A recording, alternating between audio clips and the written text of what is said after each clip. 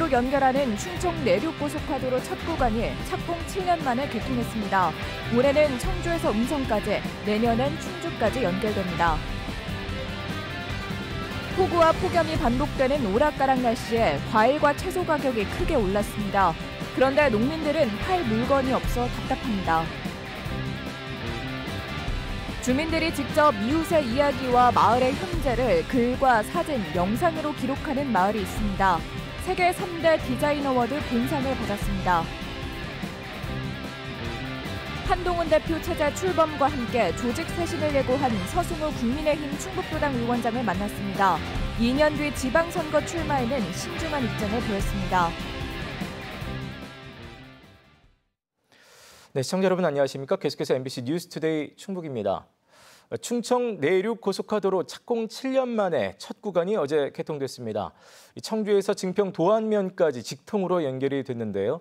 내년에는 청주에서 충주가 고속화도로로 연결됩니다. 이렇게 충북을 하나로 이어가면서 도로가 지나는 지역들의 기대도 커지고 있습니다. 보도에 신병관 기자입니다. 청주 상리 교차로에서 자동차 전용 도로를 타고 증평 초입에 도착합니다. 그동안은 다시 증평 시가지로 들어서야 했지만 충청 내륙 고속화도로 첫 구간이 개통되며 혼잡한 시가지를 피해 바로 도내 북부 지역으로 향할 수 있게 됐습니다. 괴산을 통한 내륙과의 연결도 편해졌습니다. 시간이 단축이 돼서 무지하게 좋죠. 어차피 이쪽 괴산 외곽으로 해서 저 단양 쪽으로 넘어가라니까 시내로 안 들리고 이게 훨씬 이거 제일 잘 만들어놨네요. 개통 구간은 청주 북이면에서 증평 도안면까지 10.5km. 개통 전과 비교해 평균 10분 정도 이동 시간이 단축됐습니다. 출퇴근 시간대 보면 이제 교통이 많이 막히는 구간 이런 부분이 있는데 이 신설도로가 개통이 되면 신호가 전혀 없습니다. 그래서 논스톱으로 10.5km를 그냥 갈 수가 있어서. 특히 개통 구간 대부분이 지나는 증평군의 기대가 큽니다.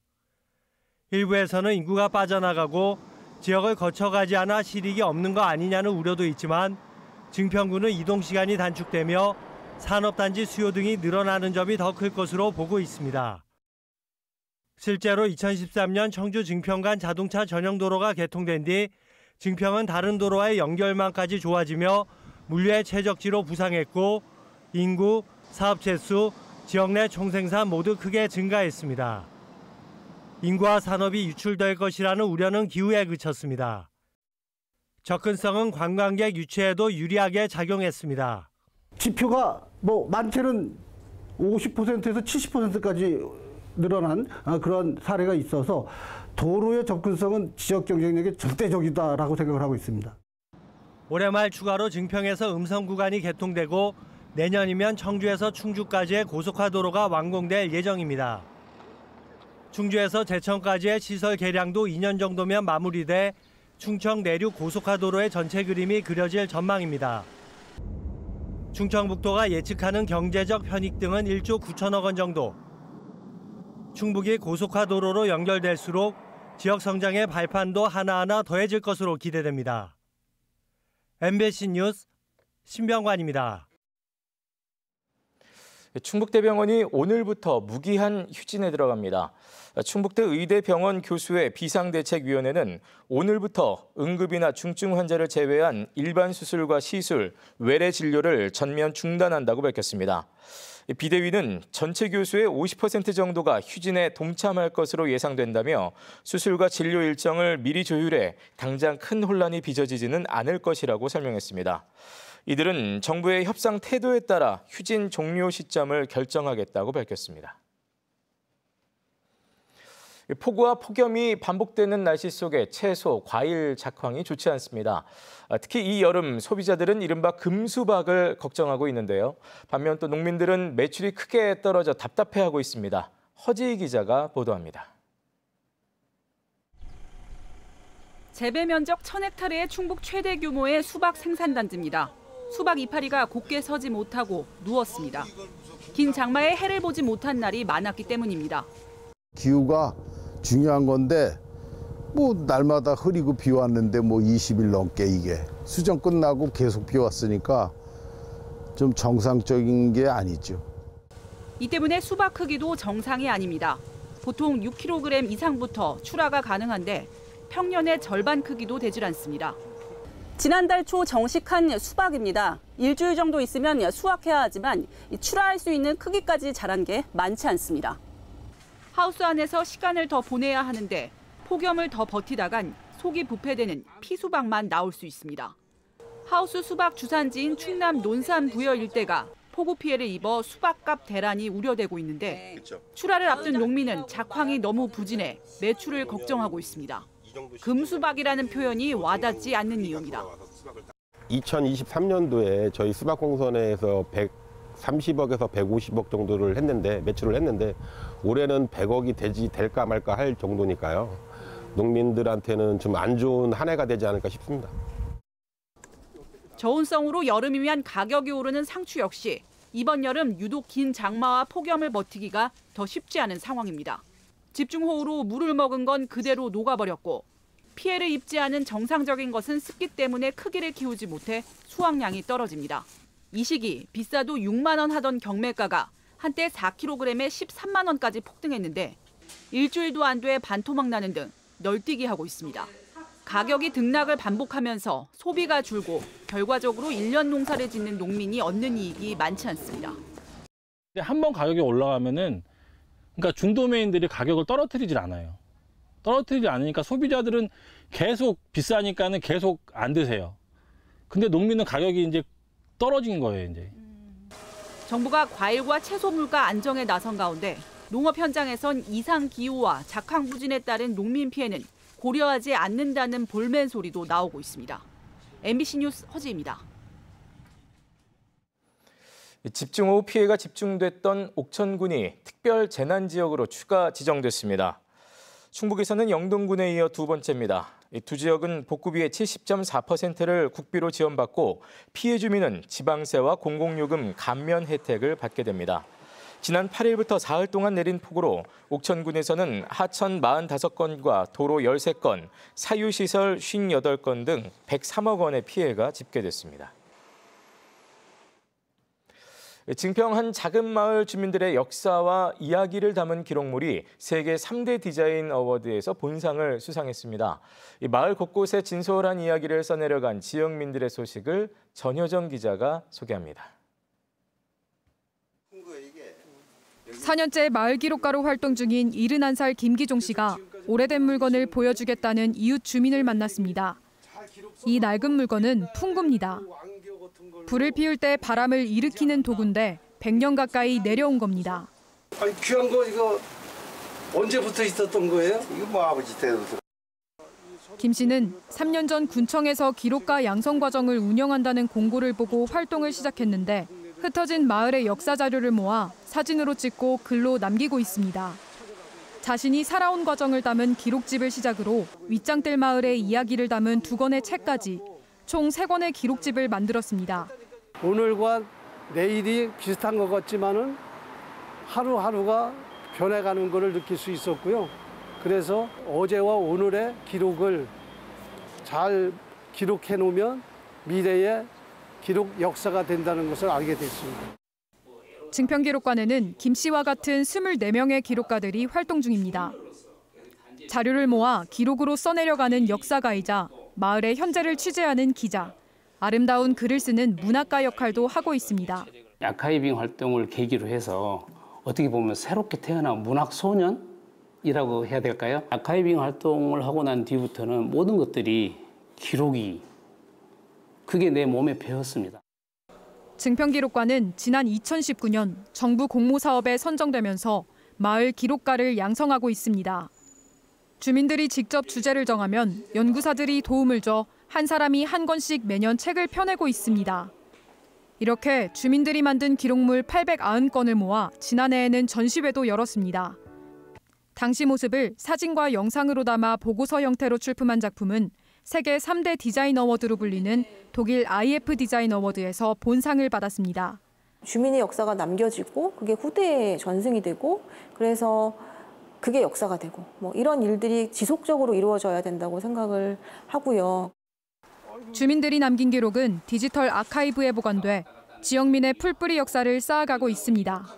MBC 뉴스 전유정입니다. 세계 공예도시 인증을 받은 청주시가 내년 공예비엔날레를 역대 최장기간 운영합니다. 비엔날레는 내년 9월 4일부터 2달 동안 세상짓기라는 주제로 문화제주창 일원에서 마련됩니다. 조직위원회는 지난해보다 관람 기간을 2주 더 늘렸다며 단순한 전시를 넘어서 관객들이 공예를 즐길 수 있도록 다양한 공연과 체험 행사를 함께 준비하겠다고 밝혔습니다. 올해 제천국제음악영화제는 홍보대사 없이 열립니다. 제천시는 홍보대사의 효과가 미미하고 선정 과정에 어려움이 있다는 점을 이유로 올해 영화제 홍보대사를 정하지 않겠다고 밝혔습니다. 제천국제음악영화제가 홍보대사 없이 치러지는 것은 올해가 처음입니다.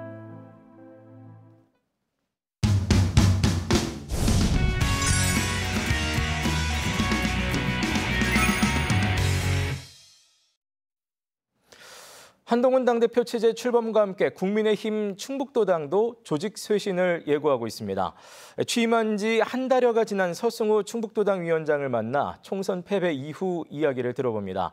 한편 서승우 도당 위원장은 2년 뒤 지방선거 출마에 대해서는 신중한 입장을 보였습니다. 오늘 이 사람 이병선 기자입니다. 한동훈 대표 선출에 대해 서승우 국민의힘 충북도당 위원장은 변화와 혁신이 선택된 것이라고 평가했습니다. 전당대회 과정에서 불거진 갈등을 조기에 봉합할 수 있느냐가 관건이라는 점에 대해선 국민의힘이 완팀이 돼서 조직 전열도 정비하고 사실은 또 야당이 지금 여러 가지 이유가 있겠지만 사실은 국정협조 동반자보다는 발목을 잡고 뭐 특검이라든지 탄핵이라든지 그런 걸 가고 있습니다. 그래서 그런 부분에 대해서 잘 대응하지 않을까. 지난 4월 총선에서 엄중한 심판을 받았다고 본 그는 생활 정치, 체감 정치, 책임 정치라는 세 가지 화두를 던졌습니다.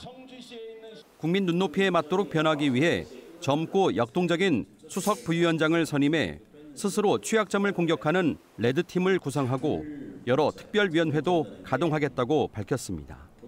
우리 국민의힘 당원들에 대해서 소홀함이 없는지 또 아니면 우리 국민의힘이 지역에 있어서 어떤 비전이라든지 그걸 제시 못한 건지 그런 것들을 성찰하는 레드팀을 구성하려고 그래요. 지난 총선 때 이제 상대 후보 측의 고발로 지금 수사를 받고 계시고 뭐 다른 건으로 수사가 진행될지도 모르겠어요. 그러니까 제가 상당으로 와가지고 20일도 안 내고 전력 공천 받고 한 15일 선거운동하고 그 과정에서 이제 회기 책임자도 처음 해보는 분이고 그래서 약간의 좀 실수가 있는 것 같은데 적극적으로 소명하고 해명해서 잘 대응하도록 하겠습니다. 2년 뒤 지방선거에서 국민의힘 단체장 후보군으로 거명되는 것에 대해선 말을 아꼈습니다. 지금 상황에서는 제가 뭐를 나간다는 것보다는 2년 후에 지방선거에서 우리 국민의 힘이 이기려면은 진짜 변화와 혁신과 주민들한테 다가가는 눈높이에 맞추는 일이 중요해요. 그 일을 하기도 바빠서. 옆집 이웃과 같은 정치인이 되고 싶다는 서 위원장은 달라진 도당의 모습을 보이겠다며 마지막 당부의 말을 남겼습니다. 주민들이 그만두라는 말씀을 주실 때까지 변화하고 또 변하고 주민들한테 다가가도록 그렇게 하겠습니다. 앞으로 많은 관심과 또한 질책도 보내주시기 바랍니다. MBC 뉴스 이병선입니다.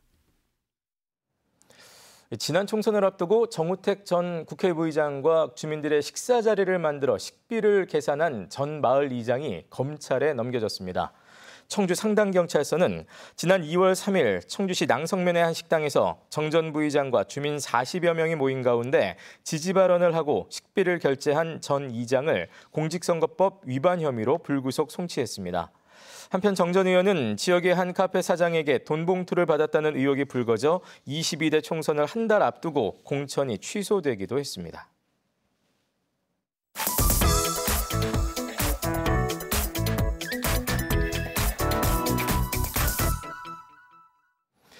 본격적인 여름 휴가철을 맞아 제주 지역 관광지의 바가지 요금이 전국적인 논란이 되고 있습니다. 이에 제주의 해수욕장들이 일제히 가격 인하에 나서기도 했는데요. 그것으로 부정적인 인식이 바뀔 수 있을까요? 제주 MBC 김항섭 기자가 보도합니다. 최근까지 평상 대여 요금으로 6만 원을 받던 한 해수욕장. 공유 수면 사용 허가를 받아 해수욕장을 운영하는 이곳 마을회는 대여 요금을 절반인 3만 원으로 내렸습니다. 제주도에서 유명한 해수욕장이잖아요. 그래서 같이 동참하는 차원에서 그렇게 가격 인하를 결정하게 되었습니다. 저렴해서 편하다고 좀 하시는 분들도 많고요. 성수기를 맞아 제주 지역 해수욕장의 바가지 요금 논란이 일고 있는 가운데 평상을 운영하는 모든 해수욕장이 가격 인하에 나섰습니다. 금능과 김영 등 해수욕장 5곳은 평상 대여 요금을 기존 6에서 10만 원 수준에서 50% 인하하고 2호 해수욕장은 4만 원에서 3만 원으로 인하했습니다. 도내 해수욕장 12곳 가운데 중문을 제외한 11곳의 해수욕장은 파라솔 대여 요금도 기존 3, 4만 원 수준에서 2만 원으로 통일했습니다. 여름 휴가철 바가지 요금 논란이 이어지면서 도내 해수욕장 대부분이 파라솔과 평상 가격을 절반 수준으로 낮췄습니다. 관광객들도 가격 인하를 반겼습니다. 생각보다 저렴해서 만족하게 쓰고 있습니다. 오늘 여기에서 하루 종일 놀고 갈 생각인데 저렴하니까 마음도 편하고 기분도 좋고요. 제주도는 가격을 내린 해수욕장에는 화장실과 샤워실 보수 비용을 지원하는 한편 해수욕장 편의용품 대여 요금 기준도 만들 방침입니다. 이와 함께 관광 분야에 대한 전반적인 점검을 실시합니다. 외식업, 교통, 숙박, 또 계절 음식점 그런 부분까지도 다 점검을 하고 있고 또 자발적으로 동참할 수 있도록 저희들이 지속적으로 홍보도 하고 있고. 비계 삼겹살과 평상 갑질 논란이 이어지면서 성수기 타격이 우려됐던 제주 관광이 이번 조치로 반등의 기회를 찾을 수 있을지 주목됩니다. MBC 뉴스 김항섭입니다.